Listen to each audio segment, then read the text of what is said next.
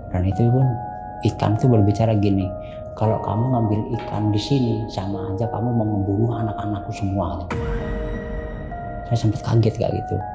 Terus gak lama tuh dari tempat keranda itu ada kayak bola apa ya namanya, bola api itu terbang. Jadi saya makin diam. Apakah ini yang disebut banaspati atau gimana? Saya cuma diam. Nah tapi di dalam mobil itu saya ngeliat orang tuh ada 3 orang di belakangnya si supir itu, mukanya pucat semua.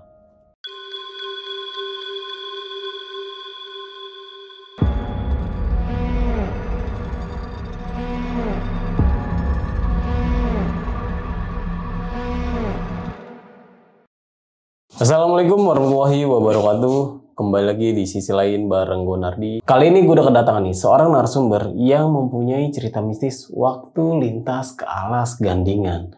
Dan sekarang kita ada di segmen kita tidak bahas dalam satu sisi.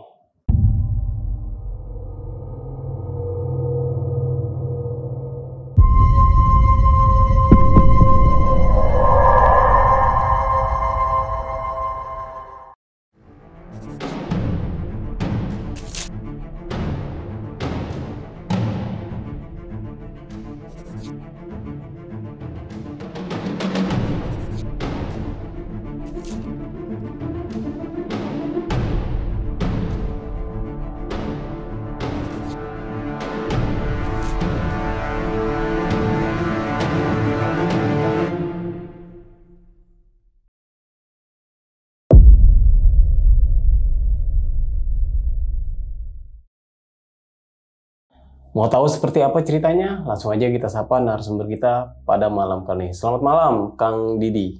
Malam. Apa kabar nih, Kang? Alhamdulillah sehat. Terima kasih nih, Kang, udah hadir di studio sisi lain buat membagikan kisahnya nih. Waktu main ke rumah temen, tepatnya ini rumah temen ini di daerah? Tepatnya teman tuh daerah perbatasan Purwodadi ya. Cuma saya tuh langsung mau menuju ke Malang, ke Pasuruan juga. Melewati alas Gendingan ini? Iya. Dan mengalami kejadian teror? Iya, kejadian teror. Oke.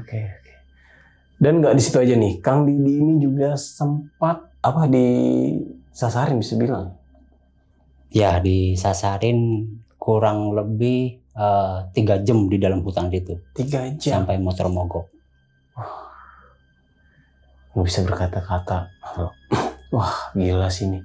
Oke, mungkin ditahan dulu untuk ceritanya nih, Kang. Boleh. Nah, buat teman-teman sisi lain nih, kalian bisa simak video ini sampai habis. Dan buat teman-teman juga nih yang mau jadi narasumber, kalian bisa langsung WhatsApp ke nomor yang ada di bawah sini. Jangan lupa juga kunjungi media sosial kita. Nanti semuanya gue taruh di deskripsi. Oke, Kang Didi, sudah siap? Siap. Silahkan, Kang. Ya, jadi saya waktu 2 minggu yang lalu, saya kan lagi menuju ke rumah teman ya, daerah Jawa Timur. Ya itu yang dituju yang sebenarnya itu daerah Pasuruan, Jawa Timur. Nah cuma waktu berangkat dari rumah saya di wilayah Jakarta sini, nah itu kan siang lah jam 10-an ya kan. Otomatis perkiraan nyampe di Jawa Tengah itu kan malam pasti. Nah itu pertama siang tuh udah nyampe Cirebon tuh saya berpikir ini jadi saya terusin apa enggak gitu. Udah nyampe Cirebon itu akhirnya saya memutuskan ya udahlah terusin aja lah, namanya saya juga kalau gabut emang udah perginya kemana-mana saya gitu. Jadi saya akhirnya ngontak temen yang di daerah Pasuruan, ya udah main aja kalau mau main, oke gitu. Saya OTW sekarang. Udah nyampe mana kata dia? Saya baru nyampe Cirebon kata dia. Oh ya udah. Nah akhirnya teman saya yang daerah Purwodadi itu saya coba saya WhatsApp ya kan, ternyata nyambung. Dia ngomong, iya gimana gitu, rumahmu di mana? Sherlock dong, aku nanti bisa nggak minta tolong mampir sebentar untuk ngecas handphone gitu. Oh ya udah nggak apa-apa gitu. Nanti emang mau kemana? Saya mau main ke Jawa Timur gitu. Ya udah kata dia, di Sherlock yang seharusnya saya mengikutin jalan besar yang disebut tuh jalur Pantura, jalur umumnya. Tapi itu saya motong jalan supaya cepat begitu. Jadi saya motong jalan supaya cepat, dan itu sama teman udah di Sherlock yang seharusnya saya belok kiri saya lurus. saya lurus menuju rumah teman tersebut yang saya mau minta tolong ngecas handphone. Nah di situ akhirnya udah ketemu, dan di situ pun juga kita ngobrol-ngobrol santai sambil numpang ngecas.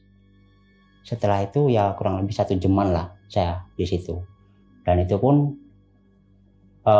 memutuskan apakah saya nyewa hotel aja atau kemana ya. Kalau nyewa hotel makin lama nih perjalanan saya nih ya kan, masih terhambat di jalanan. Akhirnya saya memutuskan ya udah deh lanjut aja deh gitu. Kalau saya mau putar balik lagi ke jalan utama yang tadi jauh, soalnya posisi di pertengahan rumah dia.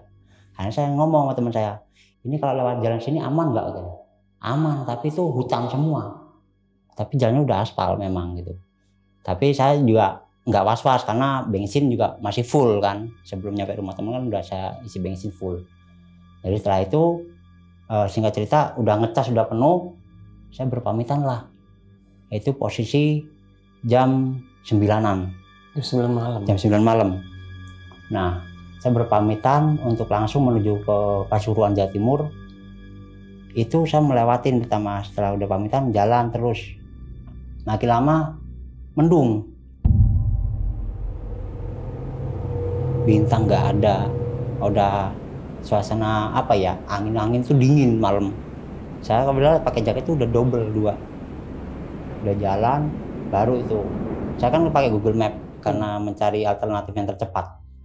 Jadi lurus tuh bisa, cuma nanti kejauhan gitu. Jadi saya memutuskan belok ngiri, baru tuh memasukin pertama tuh perkebunan seperti kayak jati, pohon jati. Tuh.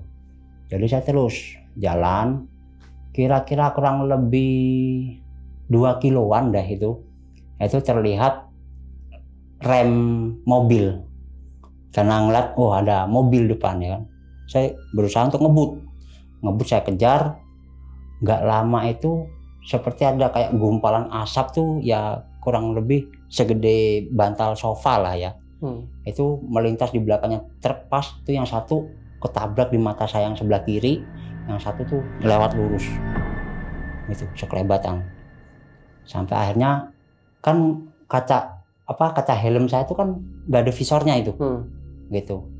Jadi saya memutuskan lurus, tapi makin lama makin sakit mata saya biarkan. Terus sakit, akhirnya saya memutuskan untuk nggak mampu nih mata saya itu. Berhenti di pos hutan situ. Itu juga lampunya cuma lampu bolam yang 5 watt ya, kalau yang kuning itu kecil gitu. Akhirnya saya sampai pakai senter handphone, saya coba ngeliat tuh mata saya itu merah banget ini. Merah banget. Jadi hitam-hitam ini juga udah seperti kayak hampir berbaur dengan. Sampai saya melek pakai tangan mata satu yang kiri itu benar-benar gelap. Tapi mata saya yang kiri saya tutup, kelihatan normal, tapi gelap. Ya udah, saya cuma bisa baca doa. Dan si mobil tuh udah nggak ada, udah jauh.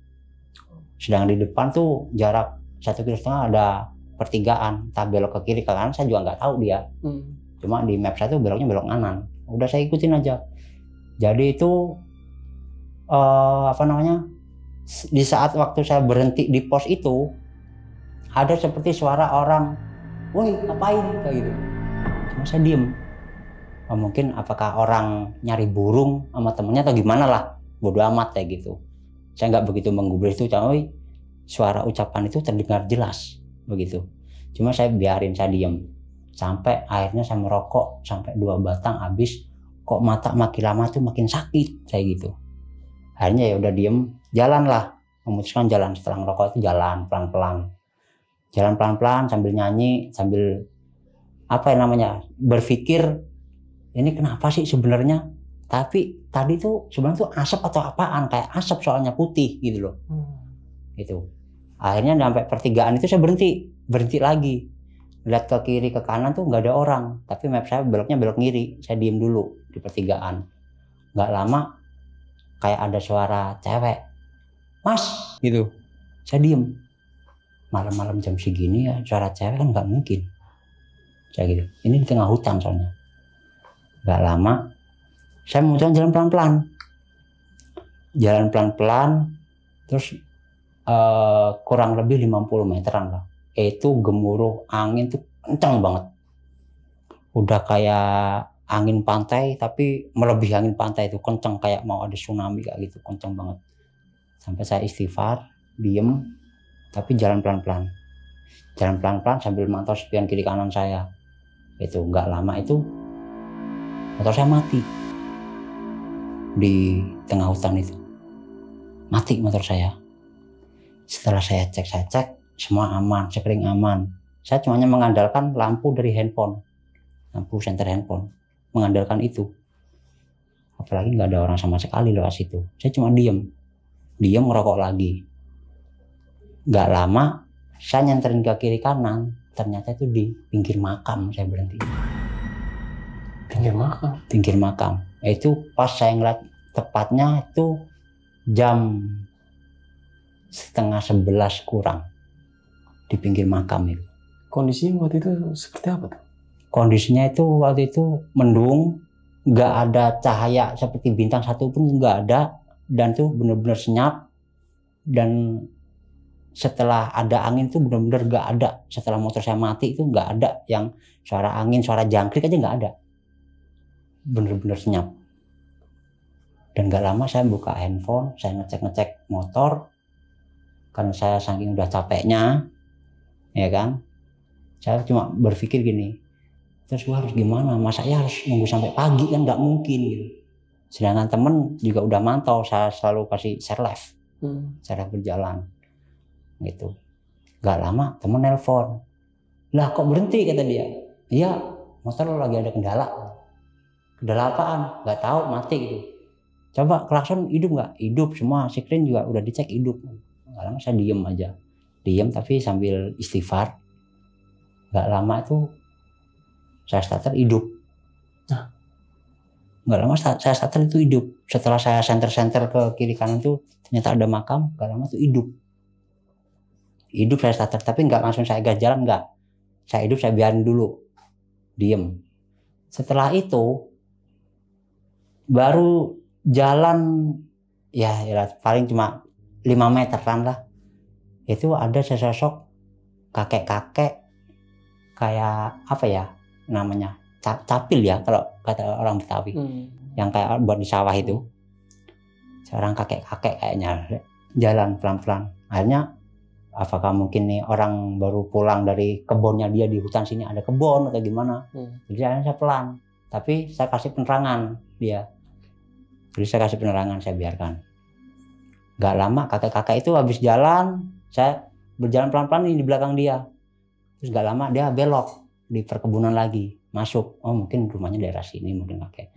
Tapi masa aja di hutan segini besarnya ada rumah situ.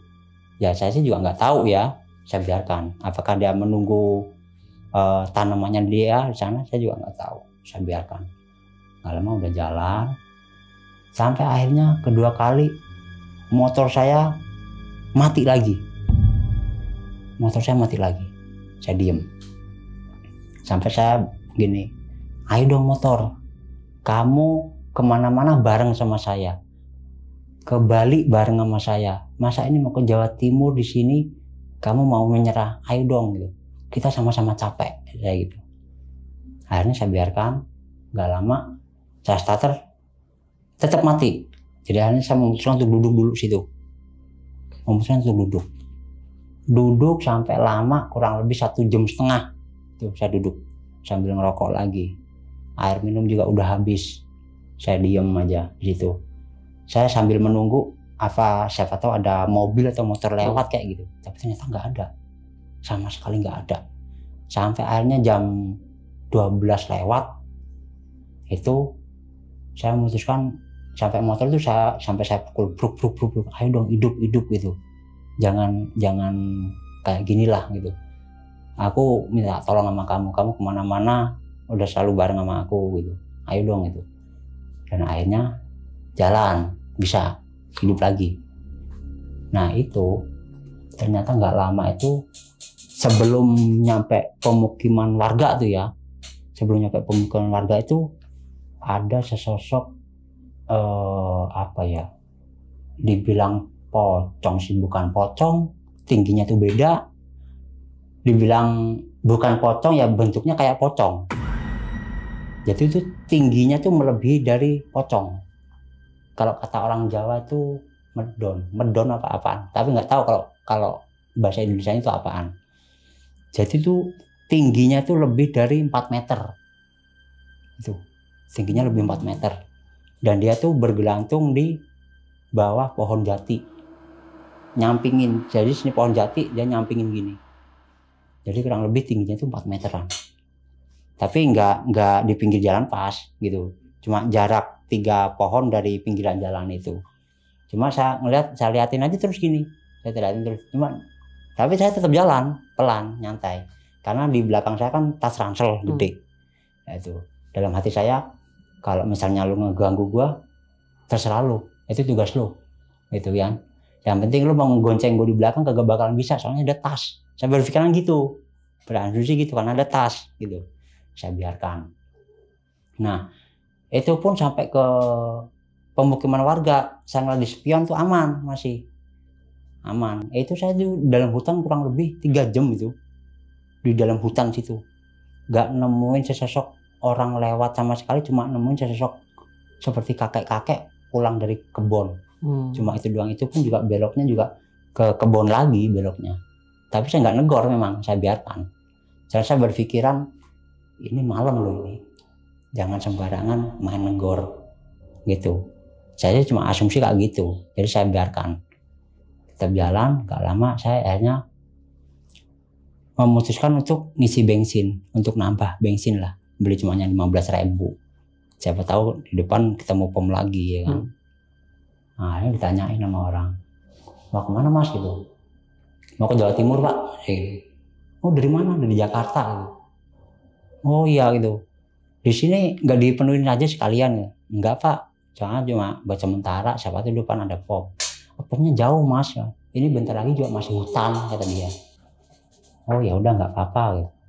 Tapi saya terus jalan nggak lama itu ada orang lagi apa ya pelebaran jalan. Ada rame orang. Soalnya banyak lampu. Saya lewat situ rame orang di tengah hutan. Ya saya merasa oh banyak orang ini nyantai dulu lah gitu. Hanya nyantai dulu situ. Ngobrol-ngobrol sama orang-orang kontraktor yang benerin jalan itu. Gak lama dia ngomong, emang mau kemana mas? Mau ke Pasuruan pak, Jawa Timur. Emang dari mana? Dari Jakarta. Wah kuat juga ya dari Jakarta naik motor. Ya kita kan motong-motong jalan, gak ngikutin jalan pantura lurus, jalan besar terus. Soalnya apa? Kalau saya ngikutin jalan raya terus, kapan nyampe nya? Gitu loh. Dan itu pun orangnya juga ngomong, ada satu kakek-kakek, aki-aki yang kerja di situ. Hati-hati ya mas ya kalau lewat sini. Oh iya pak gitu. Soalnya sama orang baru ya lewat sini. Iya saya gitu. Ya udah hati-hati aja ya gitu. Akhirnya setelah ngopi bareng gitu, jalan lagi tuh saya. Setelah jalan kurang lebih 2,5 kilo itu ada suara kayak orang apa ya? Yang kayak orang mau batuk tapi nggak bisa dikeluarin gitu kayak gitu. Itu pas di tempat seperti apa ya di pohon-pohon di lalang di pinggiran jalan itu kan ada parit. Nah itu ada lalang-lalang banyak kurang lebih tingginya 0,5 meter lah. Saya pikir suara apaan ya gitu, apa suara macan gitu. Kayaknya nggak mungkin macan kayak gitu. Saya biarkan. Nah saya berpikiran bodo amat lah, nggak usah ngurusin itulah, biar cepet sampai kayak gitu. Hanya lurus terus, baru itu ketemu pom bensin, udah pemukiman warga banyak. Dan di situ akhirnya saya ngisi bensin, saya fullin, saya diem istirahat dulu. Dan itu pun jam 3:15 itu, pom cuma satu-satunya itu yang masih buka, yang lainnya nggak ada, dan pada tutup. Setelah keluar dari hutan situ, soalnya saya di hutan tuh kurang lebih udah 3 jam lebih. Dan situ ngefullin, habis fullin tidur sebentar, lanjut sampai siang. Dan itu pun nyampe Pasuruan tuh saya jam 8 atau jam 9 pagi gitu nyampe sana. Hanya istirahat di sana, terus malamnya menuju rumah temen begitu. Dan itu pun juga saya juga nggak enak juga sama temen gitu, masa di situ cuma ngobrol sebentar terus mau lanjut ke Malang gitu, kan nggak enak juga kan. Akhirnya juga teman sampai ngomong, udah nginep aja di sini beberapa hari gitu, soalnya lu perjalanan jauh kan gitu. Nggak apa-apa, ntar dari Malang ntar kesini lagi deh pulangnya, saya gitu kan. Nah akhirnya karena saya punya nggak enak, ke Malang cuma sebentar, saya cuma 4 jam apa gitu di sana itu. Habis ngobrol-ngobrol, bercanda-bercanda, main sama temen, hanya pulang lagi, balik lagi ke rumah teman saya di Pasuruan gitu. Habis di Pasuruan saya ngomong, kayaknya di sini gue 3-4 harian doang deh kayaknya. Lah emang kenapa gitu? Kayaknya gue harus ke Jakarta lagi gitu, soalnya nggak mungkin juga kalau gue nggak kerja kan gitu. Oh ya udah, jadi sana cuma 4 hari, dan sana pun juga sempet diajak teman tuh cari ikan, nyetrum di kali.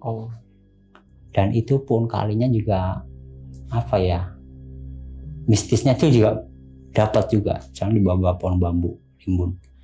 Jadi teman saya tuh juga sempat nyetrum ikan, dia dapat ikan tuh kepala sama duri, tapi ikannya tuh nyengir, ketawa. Itu pas hari Jumat, pas zuhur-zuhurnya. Jadi tuh ikan apa ya kalau di sini, seperti kayak ikan gabus begitu, segede lengan kayak gitu. Jadi habis kepala, duri, ekor, tapi ikannya tuh nyengir. Yang lain kena setrum tuh udah berang ngelimpang semua. Yang itu cuma gelibak-gelibak biasa, tapi nyengir.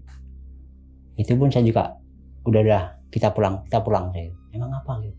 Udah kita pulang. Itu ikan tuh udah lepasin aja. Jangan lu bawa. Ya, yang udah lo strum angkat, strum lo angkat. Ayo kita pindah akhirnya. Setelah pindah, malam gitu saya tidur tuh dimimpiin sama si sosok ikan itu. Mimpi? Ya, tidur itu saya dimimpiin sama si sosok ikan yang kena setrum tuh, yang kepala sama duri. Dan itu pun ikan tuh berbicara gini, kalau kamu ngambil ikan di sini sama aja kamu mau membunuh anak-anakku semua. Saya sempat kaget kayak gitu. Akhirnya sampai saya kebangun, sampai teman nanya, lu kenapa? Enggak kenapa. Tadinya saya nggak mau ngomong, tapi ujungnya teman ngomong, enggak, jujur aja ada apaan. Ya udah, sekarang aku jujur terus terang, lu besok jangan nyetrum di sana. Emang apa? Si ikan itu tadi masuk ke mimpi gua dan dia ngomong kalau lu ngambil ikan di sini sama aja lu ngebunuh anak-anakku semua gitu. Jangan lu terusin deh gitu. Emang iya gitu? Iya gitu. Nah akhirnya temen juga bercerita, waktu itu ada orang nyetrum di situ, akhirnya apa? Dapat ikan seperti ikan bawal itu dibawa pulang, besoknya meninggal. Siapanya? Si temennya teman saya itu. Nyetrum situ dapat seperti ikan bawal deh kayaknya itu. Dapat, nyampe rumah habis disiangin, digoreng, besoknya meninggal setelah makan ikan itu. Nah yang saya khawatirkan ya itu tadi, si penunggunya situ. Nah singkat cerita udah 4 hari saya di situ. Itu saya pamitan untuk pulang. Dan saya pulang itu malam. Jam 8 malam saya pulang dari Pasuruan itu. Pulang, akhirnya pertama ikut jalan Pantura dulu nih, menuju arah Sidoarjo. Jalan terus. Akhirnya udah itu saya nggak lewat Lamongan, lewat di pinggiran sawah-sawah. Jadi kalau ke Lamongan itu di arah selatan, saya lewat utaranya. Jadi saya nggak lewat Pantura Lamongan, nggak, lewat perkampungan saya. Soalnya saya masih penasaran sama jalur yang di alas, apa kata saya tadi itu? Mantingan, Gendingan. Nah di hutan situ saya masih penasaran soalnya. Nah jadi lewat situ, karena bensin udah setengah, hanya saya fullin lagi, saya tambahin, ya kan? Saya tambahin sampai full, benar full, sampai luber di tangki itu. Jalanlah saya pelan-pelan. Jalan pelan-pelan. Ini rutenya mau ngambil rute jalur utama apa jalur yang kemarin aja ya, saya gitu ya. Karena saya kan selalu kemana-mana itu sendiri. Nggak pernah ngajak teman tuh nggak pernah. Gitu. Jadi saya memutuskan, mendingan langsung aja deh jalur kemarin, soalnya lebih cepet. Jadi saya nggak ngambil Semarang, langsung ngambilnya ke arah Purwokerto, Tegal langsung gitu. Jadi hanya lewat situ. Kemudian lewat situ, setelah udah saya fullin, udah saya hajar tuh di jalanan. Itu nyampe sana itu jam 2. Nyampe sana itu jam 2. Saya kan naik motor kan kecepatan 100, 110 motor. Terus saya hajar sampai ada suara motor, udah di perkampungan. Kalau belok ke arah kanan itu tetap masih jalur utama buat jalur mobil truk atau mobil pribadi, tapi saya ngambil yang lurus, ngambil arah perkampungan. Itu tembusnya di hutan itu juga, di hutan yang tadi itu, yang kemarin saya menuju ke sana. Nah, saya muter lewat sana. Pertama masih ada perkampungan gitu, cuma jaraknya itu ya nggak pepet-pepetan kayak sini lah.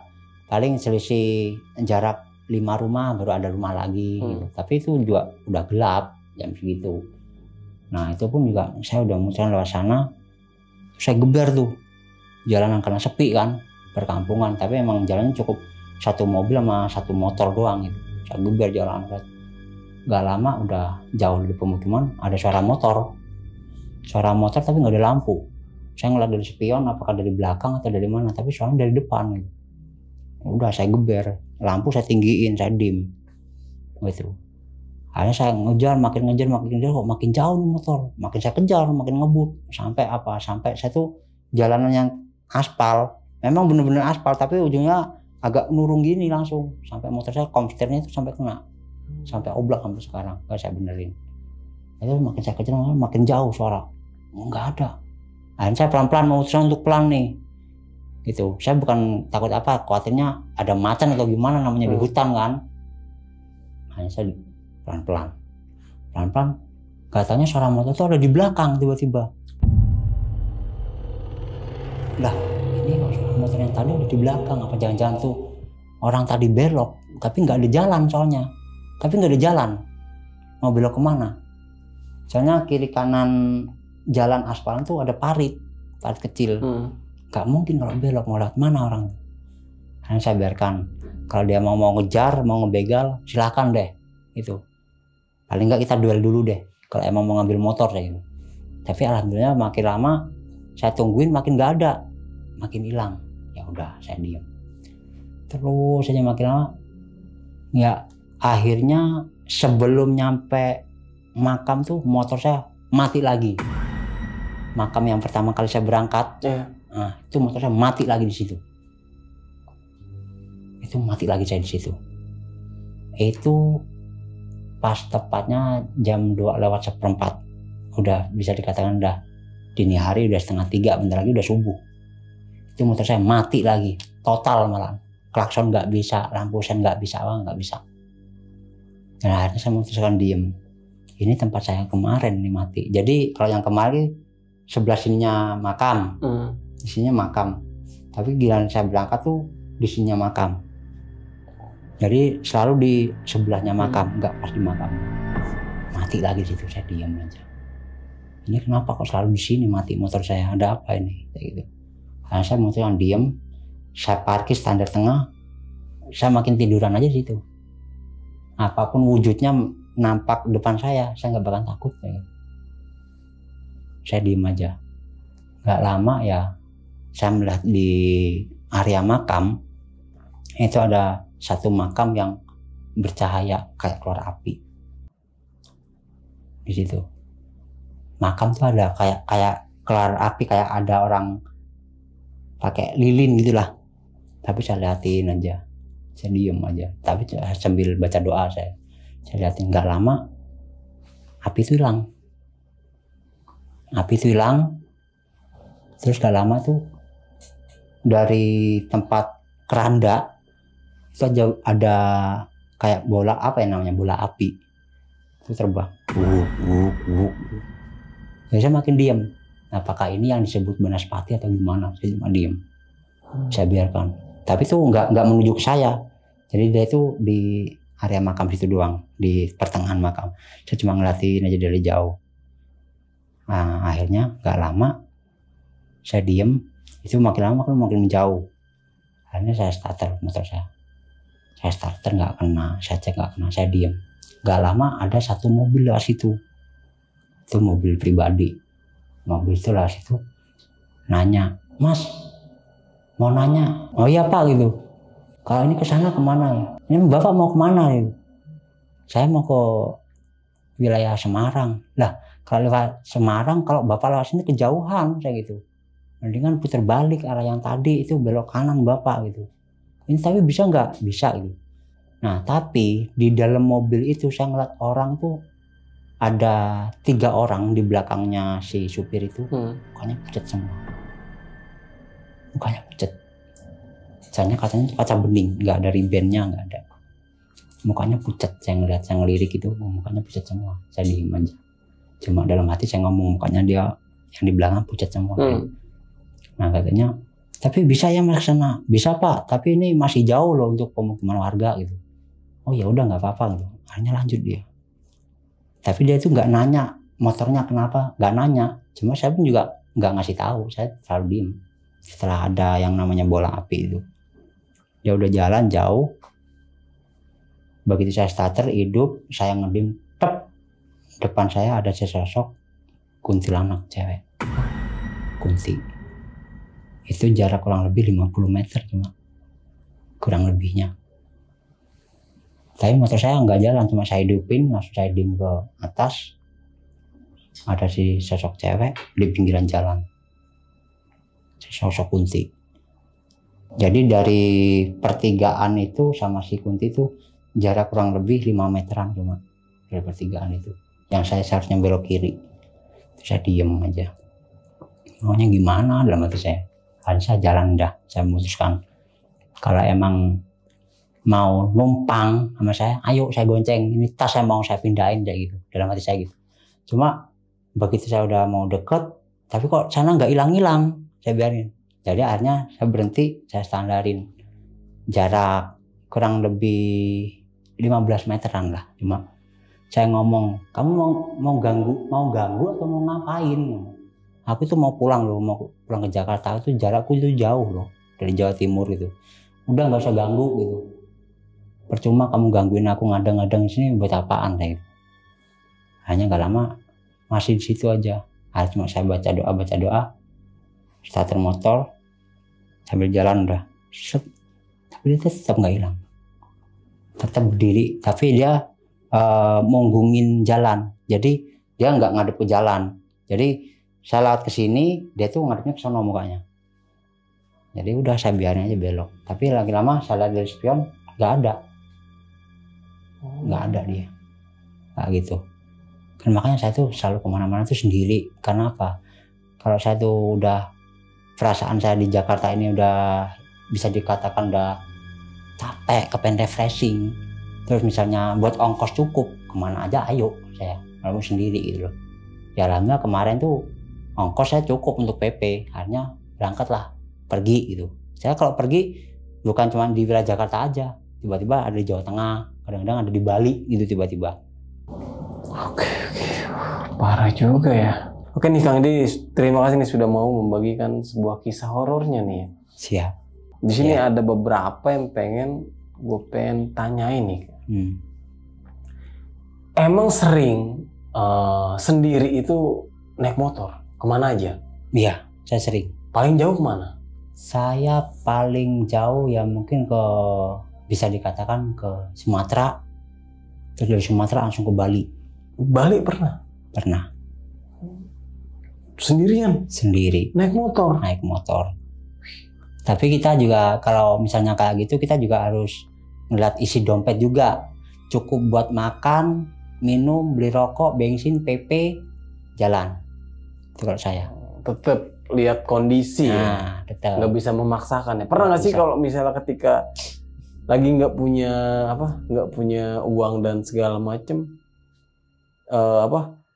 ngayaban kemana aja? Pernah nggak sih? Kalau untuk ngelayap di saat kondisi seperti itu saya pernah, tapi ya nggak jauh-jauh banget gitu loh. Untuk wilayah Jabodetabek aja mungkin kalau saya. Nggak keluar kota lah ya? Nggak.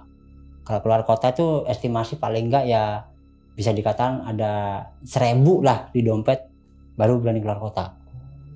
Gitu kalau saya. Gue sih nggak berani kalau sendiri. Maksudnya kenapa gitu nggak ngajak temen atau siapa? Jadi gini, sebenarnya sih ada beberapa teman yang dia tuh kayaknya ngeliat kehidupan gue tuh happy fun aja gitu loh.